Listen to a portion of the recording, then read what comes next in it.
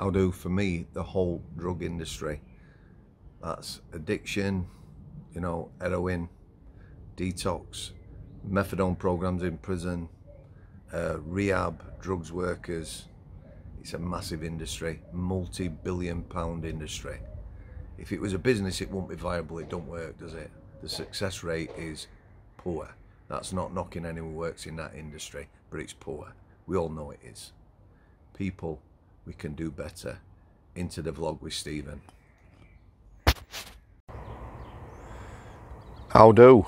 Am I a fan of methadone? Those of you who don't know, methadone is a drug, affects the receptors in the brain, maybe stop the cravings for heroin. Am I a fan of methadone in prison? No, I'm not. I'm going to explain why. I'm going to give both sides. But that was a question I've been asked. Am I a fan of methadone? Let me explain right off the bat, yeah. A lot of lads I met and got to know quite well in the prison were drug addicts. You know, there was a time, a bit younger, less knowledgeable, looked down on drug addicts. You know, the term smackhead and that's the term people use. A lot of people I met, I got to know really well on the healthcare when I worked at Strangeways, which is a hospital wing, were drug addicts. One or two ex-drug addicts, I'm pleased to say, and now, but on the whole, people go into prison with an addiction and leave with an addiction. You know, we lock too many people up. A lot of people who are addicts commit petty crime, burglary. It causes a lot of distress to people. Imagine you're a pensioner or, you know, a young couple or whoever, and your house gets robbed. The thing is about that sort of crime is, the thing is about that sort of crime, it causes trauma. If they take your grand TV, they don't sell it for that. It's a high value crime. Yeah, you know, one person, one addict who's good at burglary, $500,000, even £1 million a year doing robberies. They get small sentences. I met lads who, you know, were on their 20th, 25th, 30th, even going on 50 sentences, someone my age. So guess what? Sending them to prison's not doing no good, is it? Costs 45 grand a year, there or thereabouts, to keep someone in prison. An addict, let's suppose they get 12 months, 45 grand. What are we doing while they're in prison? We're just supervising them. We're keeping the public safe by keeping them locked up. And when they come into prison, this is the process. You would go in reception. You would see a reception member of staff. They would ask certain questions, including how you are feeling, suicide and self-harm related questions. Stevie, I'm sure you'll start walking this way. It's a bit warm today, guys. I hope you're as well as can be. Then you will see a nurse. A nurse will ask you questions, including suicide and self-harm questions. And you should see a doctor before you go to the wing, whether you're a regular or it's your first time. In them questions, you will ask about drugs and alcohol. If you declare you are an addict, you will definitely see the doctor and you will be given an amount of methadone. Sticky green liquid, smells horrible, looks disgusting.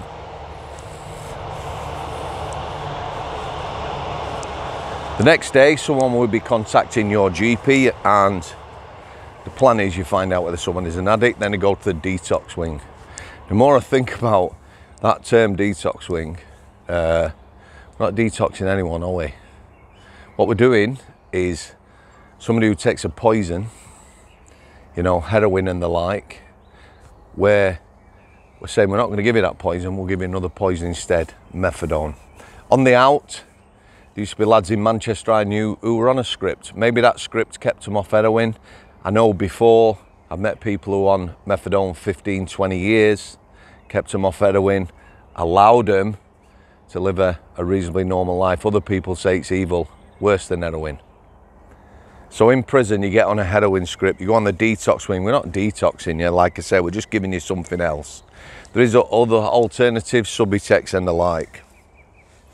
Here's something controversial. It's not controversial to me. Lots of lads who died, who I knew quite well, in prison, died. It's one of them days, guys. Died of drug overdoses. They were on the methadone program, and they would take other things. Yeah, shock horror, anything.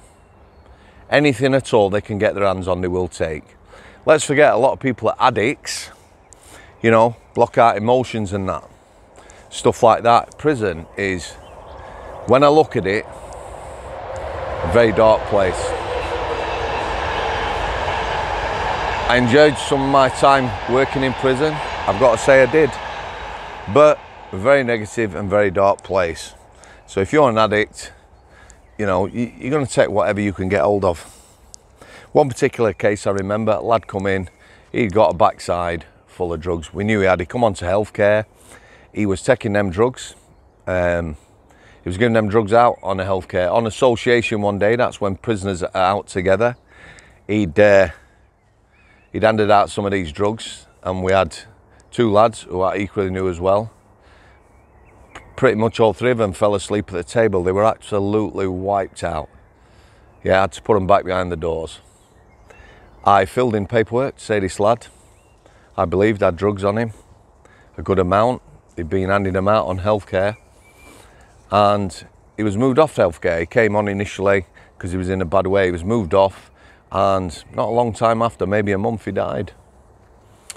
He'd been taking other stuff, whatever he brought in with him. But here's the thing, when the coroner looks at deaths, yeah, the coroner don't go, yeah, prisoner Smith, he got this in his system and that in his system, he was on a methadone program, yeah, it's a drug overdose. You know, what they do is they go and they look at the prison. What hasn't the prison done? Did somebody not sign a signature in reception? Did somebody not ask him whether he felt suicidal or he was at risk of self-harm? Did a nurse not dot an I and cross a T?